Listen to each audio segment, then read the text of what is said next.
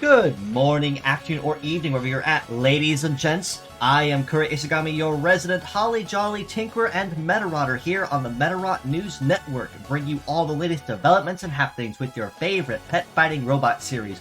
Well, it looks like with the holiday season now upon us, Imagineer is most certainly not slowing down when it comes to staying with the season and the times. This time around, we have a brand new model that was introduced by none other than the legendary Mr. TAGRO himself, sporting the very wonderful holiday theme to kind of get everybody in the mood and in the festivities that are most likely to come as we near closer to Christmas and ultimately the new year going forward. In terms of that, however, it is going to be a relatively quieter week, I guess, in terms of new content, which I guess is 100% fine because we had a rather busy anniversary for Medarot Day, which was still fantastic, by the way, with a lot of wonderful, promising news for a bright future for Medarot. But it really makes sense that December's probably going to wind down the first week or so to kind of give us a reprieve from that before we get into some really big festivities leading closer to Christmas.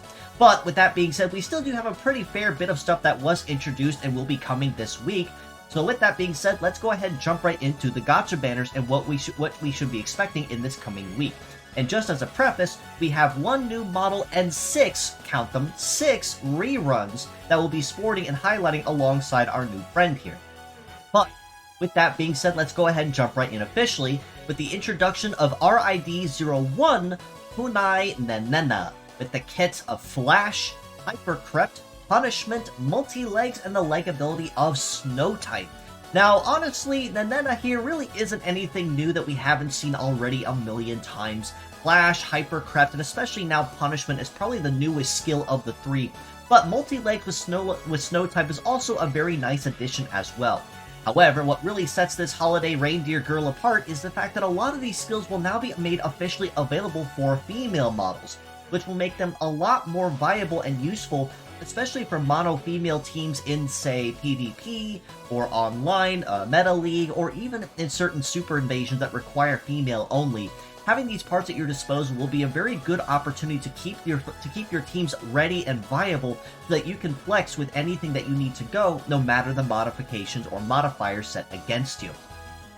Now, again, this is a very nice holiday theme that we do have introduced by Mr. TAGRO, and I am quite a fan of the design.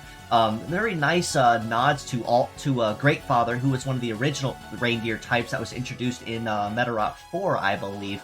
So I am looking forward and hoping to see that maybe with this holiday season we will be seeing more along this theme and motif that we have going on here. But it is still a very good nod all the same, and a very strong start to the holiday season of December. Now, when it comes to reruns, on the other hand, those are going to be a little lower key, but it's mostly going to be a ladies' week in particular. The first half of those 6 being, of course, QUN0 Aurora Queen, the original Yuki-Onna type from Medarot 1, with triple freeze shot, biped legs, and the leg ability of Snow type.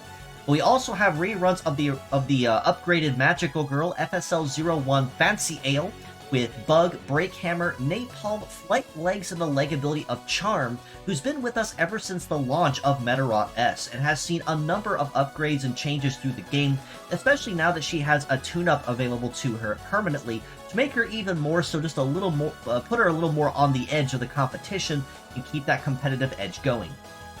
We also have FSL-02 Fancy Pearl, her direct upgrade, with a kit of Confusion, Break Rush, Meteor, Flight Legs retain, but the leg ability of Pure Heart, which instead of reducing damage from incoming male types, will instead boost damage to incoming male types as in contrast.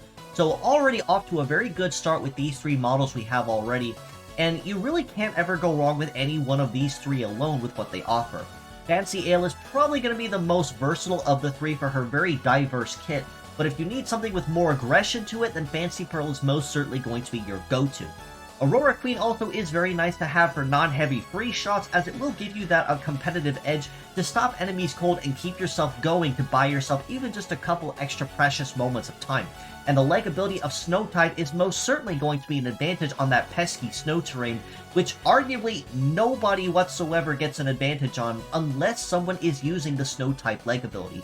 So even if just for the legs alone, Aurora Queen alone is very much so worth the effort and the investment for that reason. In addition to these three and the new Reindeer Girl type, we also have the reruns of MGY0 Gato Alpar with Suction, Double Break, Biped Legs, and the leg ability of Battle Stance.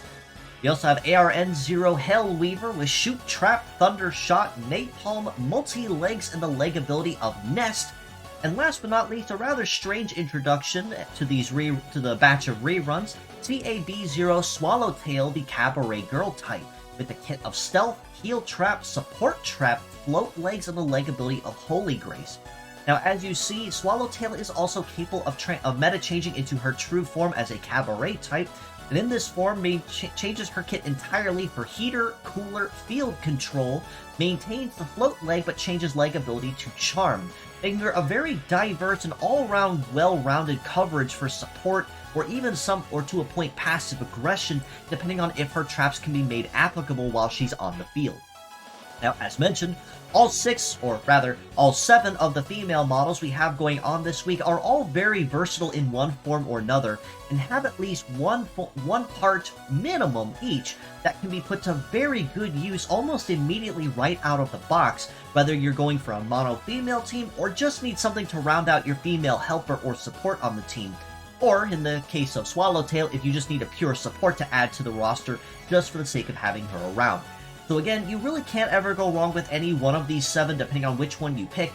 Naturally, because Punai Nanetta is the new model this week, a lot of priority will probably be going to her, but I still do have to give honorable mentions to Fancy Ale, Fancy Pearl, and Gato Alpar in particular for the very diverse skills that they bring to the table as well. Now, at Fierce Battles we have this week, it is also going to be just a little lower key as well, which will be very nice, but we do have a very interesting surprise in here as well that will be a very big hit with a lot of people that need it, especially early on. But, to introduce our Fierce Battles for this week, we are starting off rather hot with BTA0 Mekong Narob, the Fighting Betta Fish type, with Guard Boost, Double Provoke, Sea Legs, and the leg ability of Blow Beat. Behind him, we have HKG0 Hawk Dacker with Triple Wave, Flight Legs, and the leg ability of Excel. And last but not least, HNT01 Queen Vespa with Heater Plant, Double Static, Float Legs, and the leg ability of Extra Magazine. Now, even though Mekong Narob and Hawk Dacker we have seen a number of times already through the years, again, they're nothing overly special, but still worth having as a just in case. Queen Vespa is the one that really changes the game here because of Static exclusively. What does Static do? Well, for all you newcomers and rookies that are just starting out, Static is a very interesting move that can be basically compared to Super Fang in Pokemon. Which means, while it is incapable of breaking anything on its own, it is very, very good for eating through shields or very tanky foes, as it eats 50% of their total HP every time it's used, making it a lot easier for something to come up behind Queen Vespa and finish the job for her, while she's just prepping the foe for that coming nuke.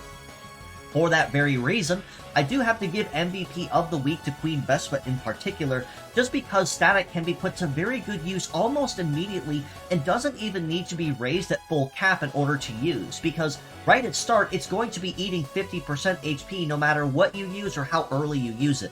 Whether that be level 1 or whether that be level 90. Does not matter, does not discriminate.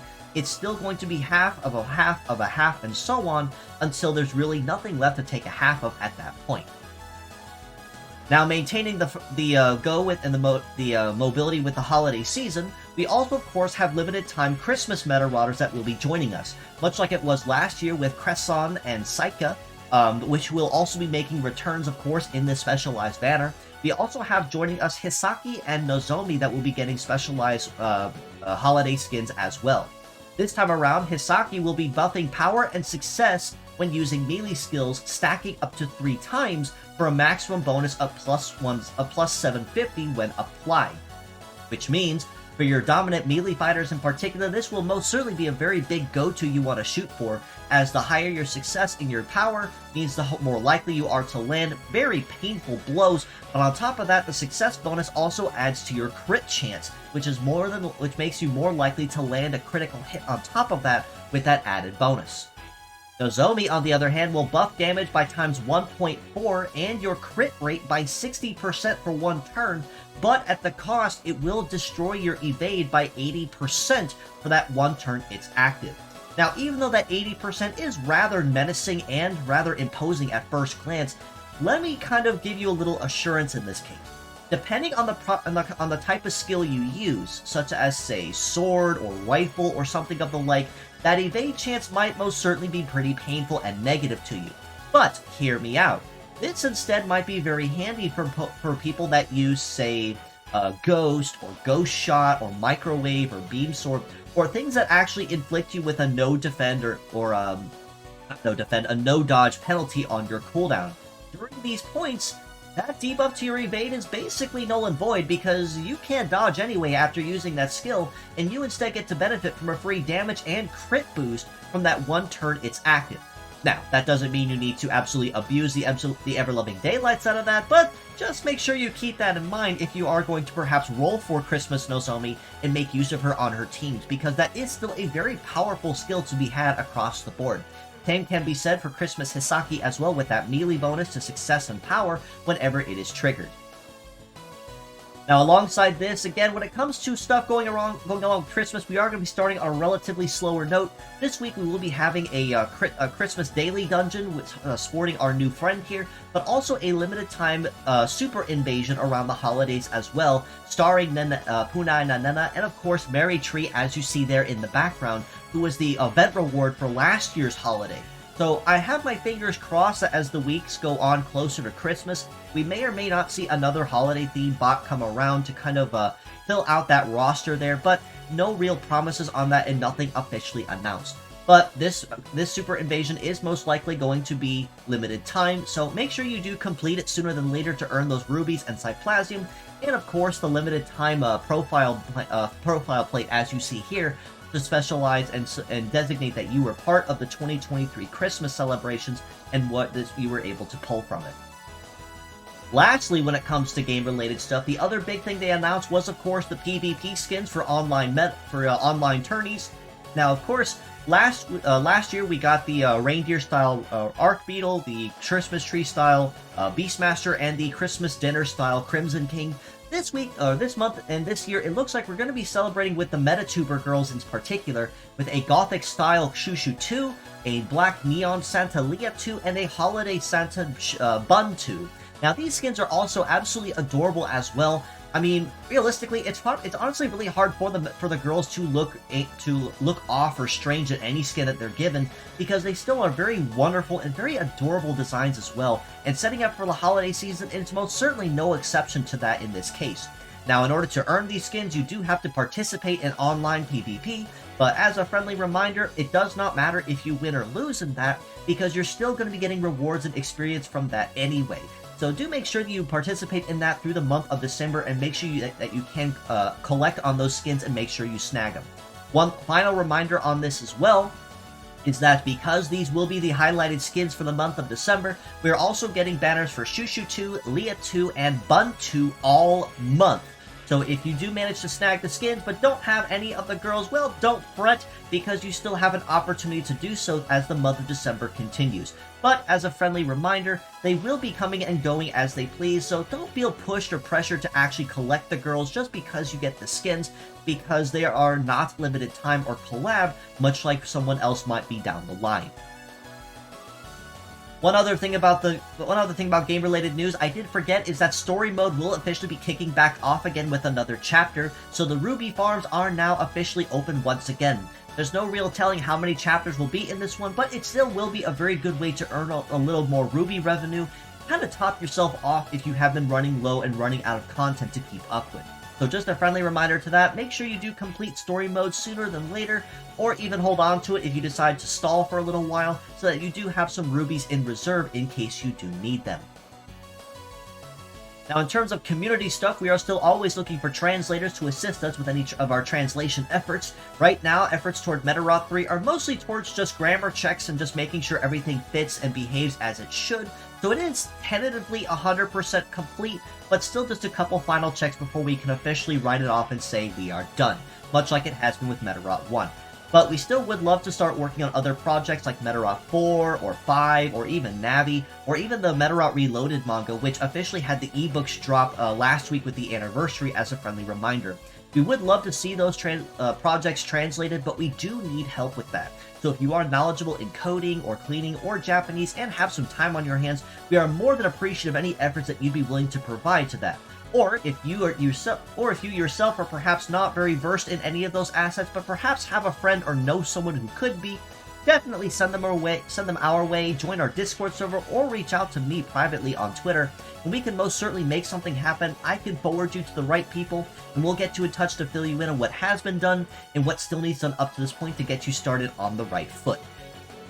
Now, this is not the only thing community-related I do want to talk about this week. Now, if you have been part of our Discord for a while now, there has been talk for a little bit talking about the idea of a fan game, or what we would like to see in one. And a lot of very wonderful ideas came out of this conversation, and a lot of efforts have been put, even in private, towards wanting to even see a proof of concept of this realized. But, with that being said, I do actually, let me forward through that real quick. I do want to touch on that real quick as well and say these are the 4 ideas we had here, and I want to officially open a community survey to that as well and just see what you guys think on that. Of the ideas we came up with, the first one we had was a Pokemon Mysteries Dungeon style RPG with randomly generated dungeons. Most likely will star like stray Medarots that were actually canon and known to exist in the universe, whether that be through a guild system like Pokemon Mystery Dungeon or something completely different. The battle style could be made relatively easily with the hack tool, and all we had to do is implant models and even a story and concept. The second concept we had was a complete overhaul and remake of Medarot Brave, which the Western fans may know as Medabots Infinity on the GameCube.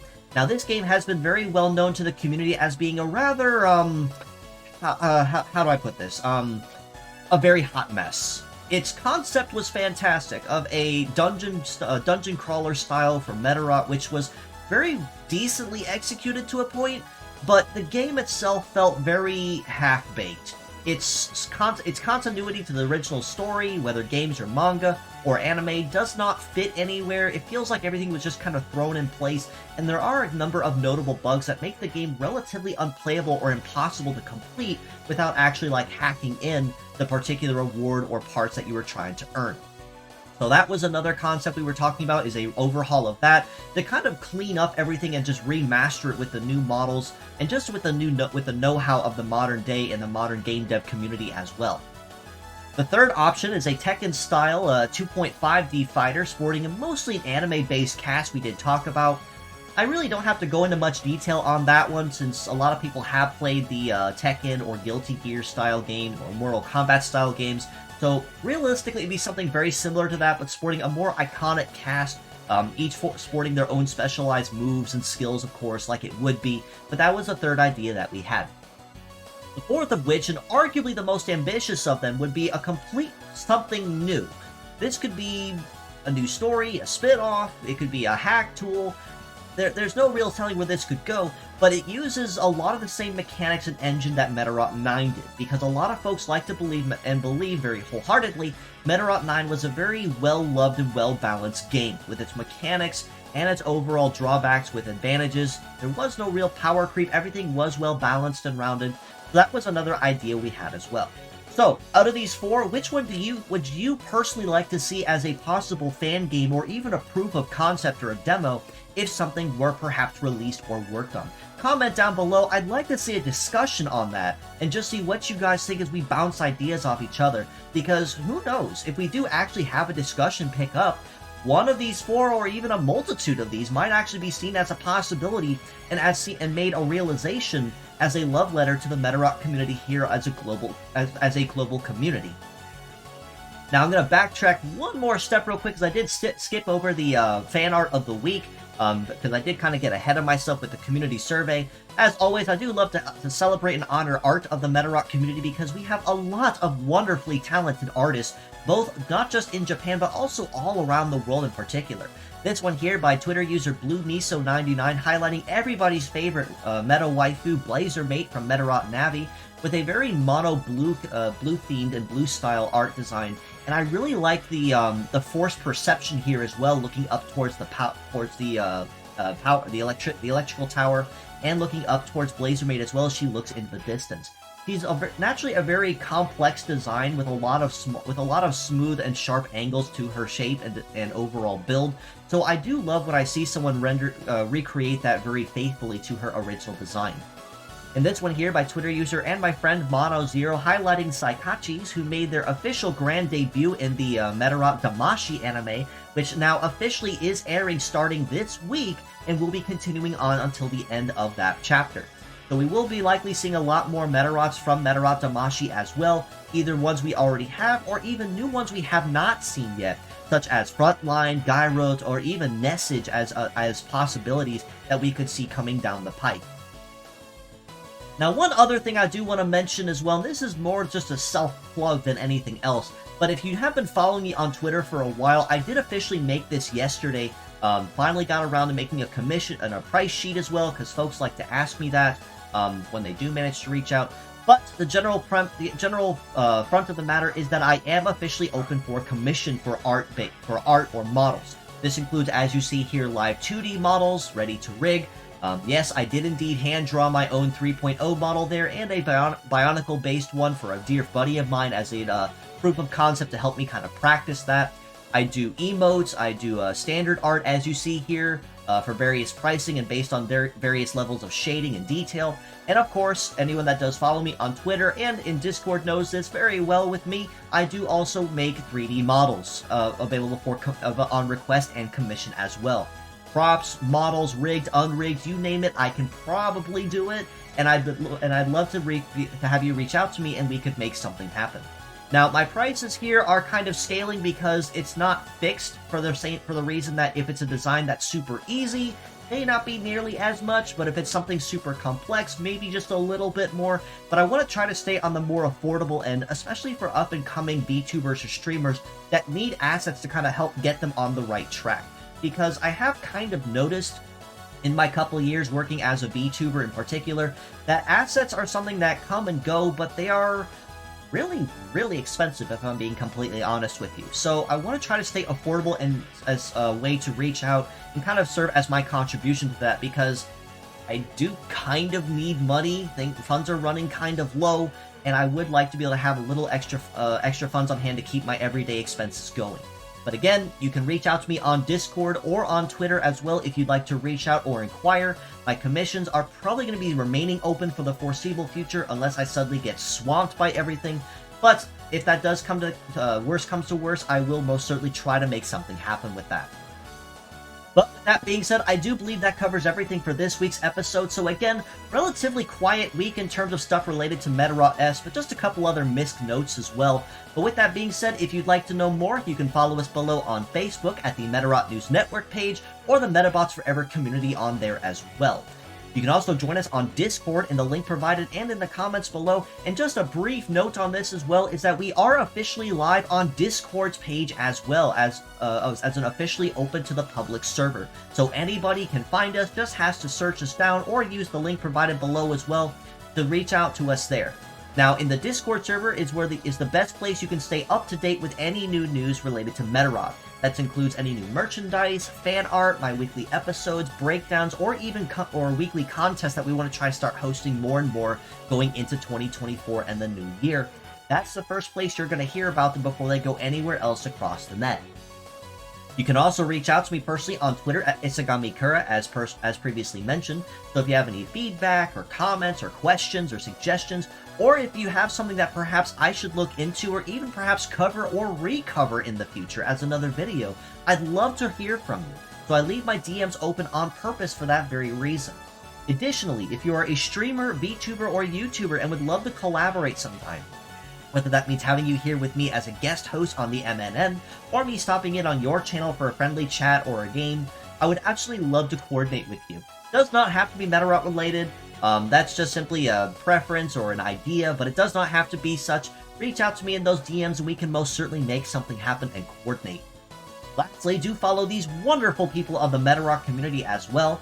Twitter user SoaZ2, who does a lot of wonderful, high-quality, detailed art for the Medarot community, and also is the creator of Bouquet Bride, who's been in Medarot S for a couple years now. Does a lot of wonderful art, Medarot related and not, and most recently has been kind of on a flex of wanting to do a lot of waifu Medarots, or waifus in Medarot themed armor, and has done a wonderful job on those as well.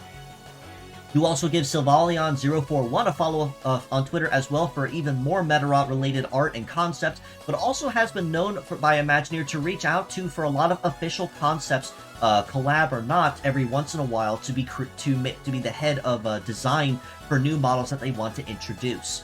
But again, follow both of these if you'd like to see more Medarot art in your feed. You don't have to, but it will certainly show your support for the Medarot community and the wonderfully talented artists that we have across the board here, across the globe no less, in celebrating our favorite little fighting machines. But with all that being said, as always, I do appreciate you all for stopping by just as you always do. And until next time, this is your host, Kura Isagami of the Medarot News Network, signing out.